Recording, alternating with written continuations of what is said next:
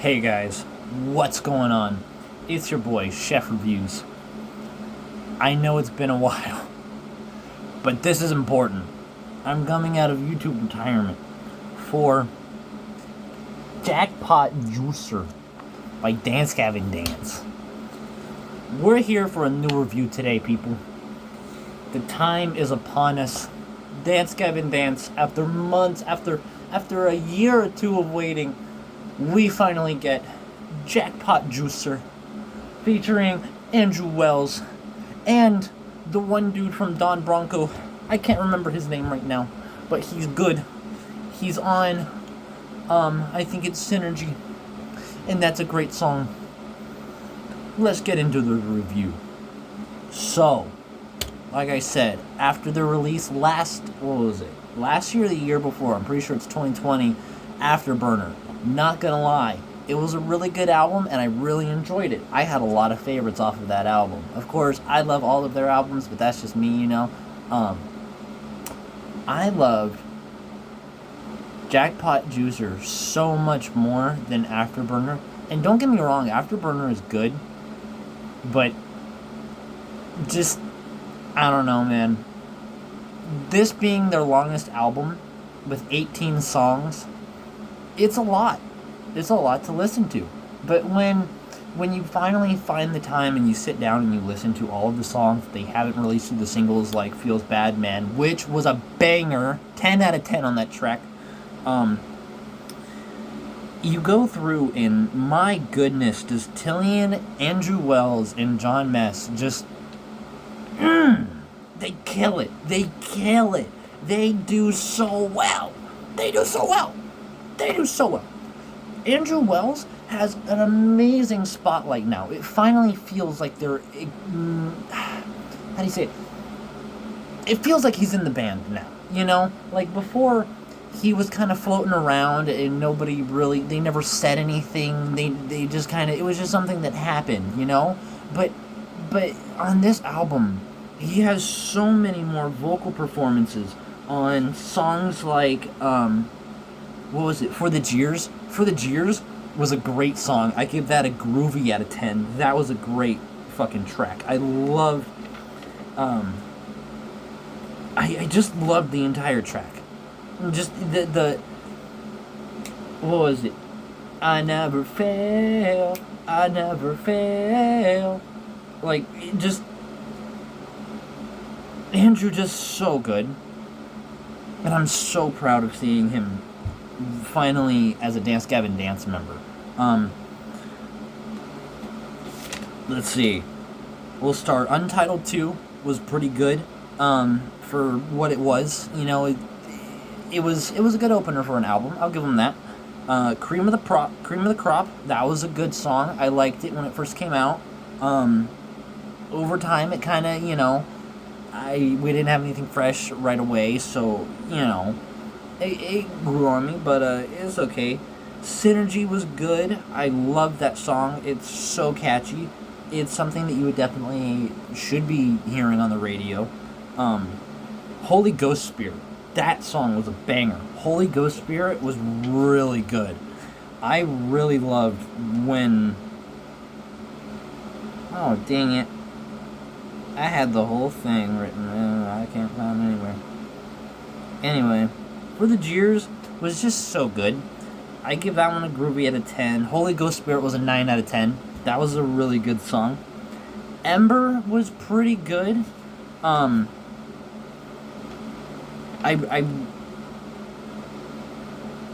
It had a lot of really good guitar riffs in it. The ending was really good.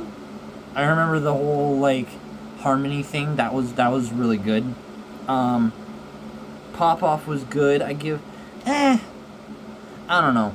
Pop Off was good, but not gonna lie, it tasted kind of bland to the chef. You know what I'm saying? Like, I still liked it. Don't get me wrong. It was still a good dish, but you could have used an extra little bit of seasoning. You know what I'm saying?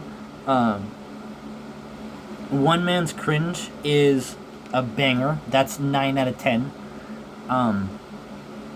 I really like that song because it finally addresses a lot of things that I've seen, or at least felt this way about the band for a while, but I felt that they seem tired. You know, it finally exploits truths in the band that Tillian speaks about. Not being able to write something for everyone. You know, one man's cringe, their cringe is our, our go-to.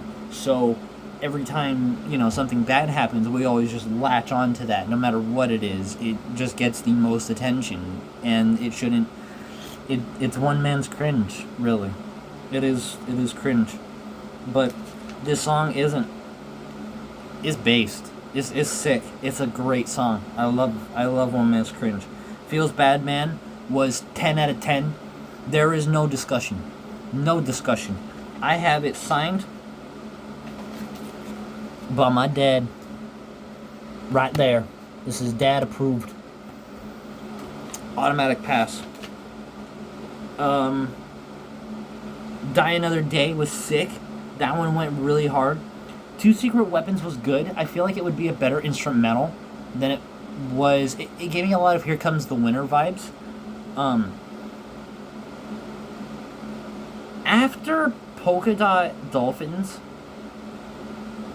my ears really started to just kind of gloss over. Like, it was good, but I kind of forget that it's on there.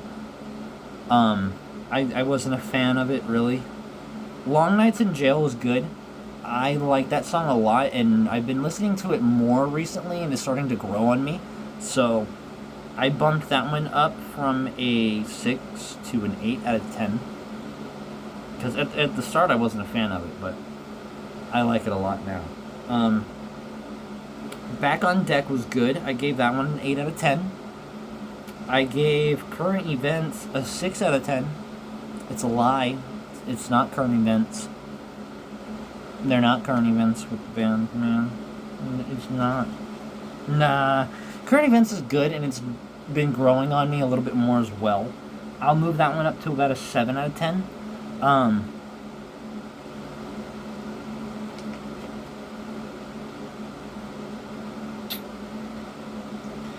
I do remember that a lot of these tracks felt like they had awkward placements. They would have... They're still great tracks, but they would have had better... They would have been better or had a better build-up to that track. Because, like I said, there's some tracks on here that end with, like, this beautiful harmony, and it sounds like you're at the end of the album. And then it keeps going. And that's good, but... I don't know. It's better track placement. The track placement could have been worked on. Have a Great Life was... I know I'm skipping over 2 songs, but Have a Great Life shouldn't have been the ending. That's when I say better track placement. That's what I mean. Have a Great Life was a great song, but I feel like it should have been swapped with Swallowed by Eternity. Swallowed by Eternity is heavenly. That is so Man of the Year Part 2 that it's unfunny. Like, that is such a good song.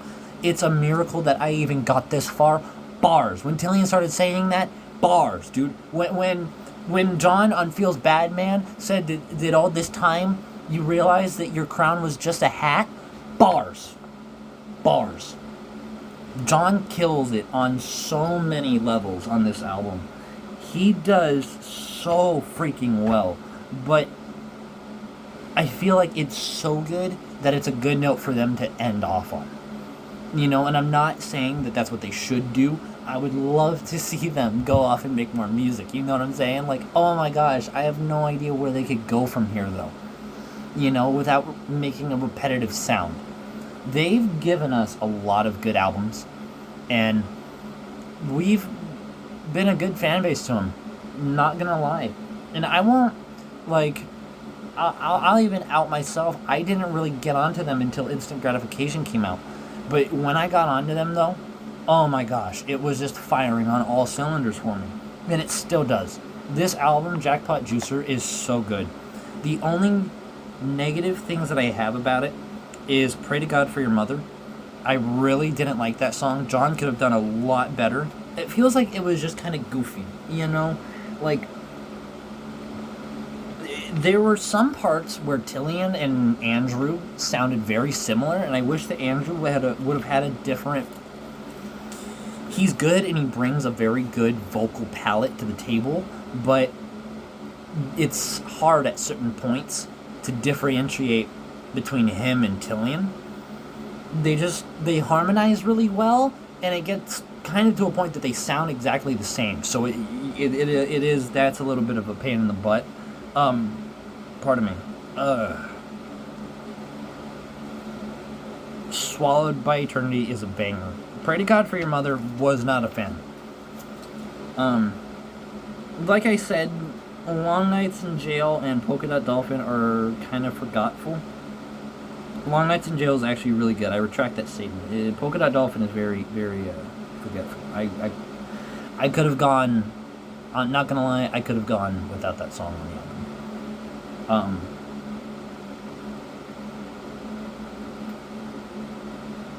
I don't know. I feel like overall, with everything that's happened through the band throughout this entire year, this whole tour, losing Tim, which, rest in peace, I miss that man so much, and he's unreplaceable, you know. He was such a good bass player, he was really talented, and it sucks how we lost him, but I don't know where the band could go from here, because I feel like they finally set that bar, like, high enough that they can reach it, jump and still reach it, and how high can you really set it? You know what I'm saying?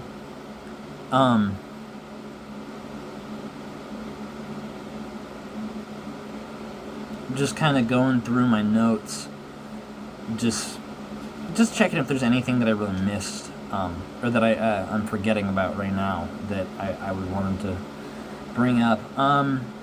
Long Nights in Jail is secretly about Tillian spending long nights in jail.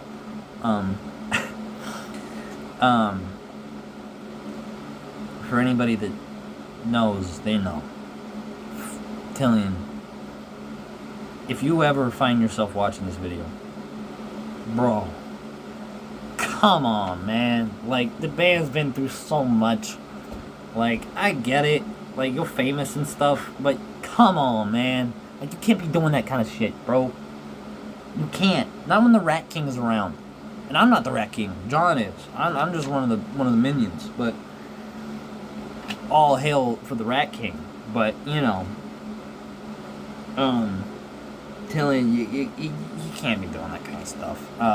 Seeing him on this tour is going to be interesting. It's good to see Andrew finally being a better lead. Or not a better lead, but being a good leader. You know, I've seen in recent videos of live concerts and stuff where he takes the lead very well as the lead singer and stuff. He does very well. So, especially when he has his own band, Iadola. And they're really good, too, with The Architect coming out. Actually, I think that either came out last or the year before as well. So, that also had John Mess, the great Rat King. So, you know, it just... Back on Deck was good, but it should have... I feel like it could have been better.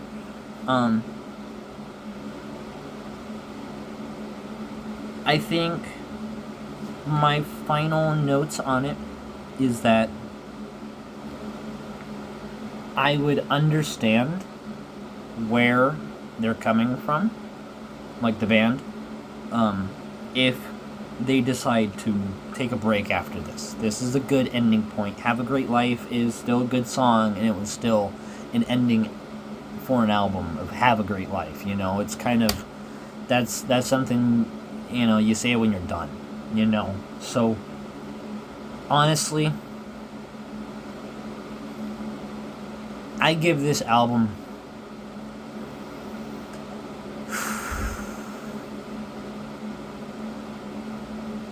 a golden cheese out of 10 for the Rat King. It was a good album. John did so well. Tillian did so well. Andrew did so well. Matt, Will, they all did so well. Thank you, Tim Furyk, for the music that he did record with them while he was still alive.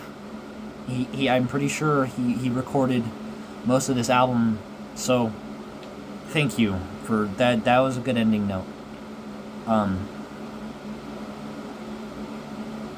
That's all I can really say for Tim and Furyk, and I pray for their family. But thank you, Dance Gavin Dance, really, for releasing such a banger of an album and for just being an overall great band. I give this album an 8.5 out of 10. It's about 9, or golden cheese out of 10. I think that's good.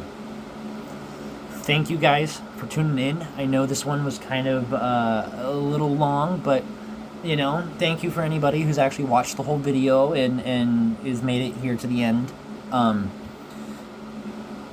Go ahead and check out any other videos. I'll try to, I don't know, I keep saying in every video that I'm going to try to keep a schedule. I'm not, to be honest. I got a new job and stuff, so that's cool. But I will try to upload every now and then and keep something fresh coming out, you know. Finding new tracks and albums to review. Not just album movies. Like I said, I'm always open to recommendations or suggestions. If you have anything you want me to review or check out, put it in the comments or something. Make sure to like the video. Thank you again. And yeah, JackPot Juicer. Go check that album out if you haven't. By Dance Gavin Dance. Have a good one. See you guys.